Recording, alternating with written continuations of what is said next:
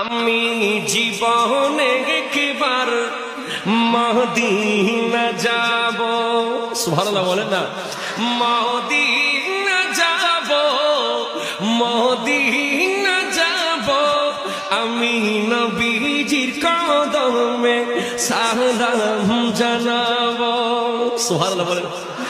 যাব কেমনে খুদা রাস্তা দেখালাম, নবীজির দিদার মোরে নসিব করো না, নবীজির দিদার মোরে নসিব করো না।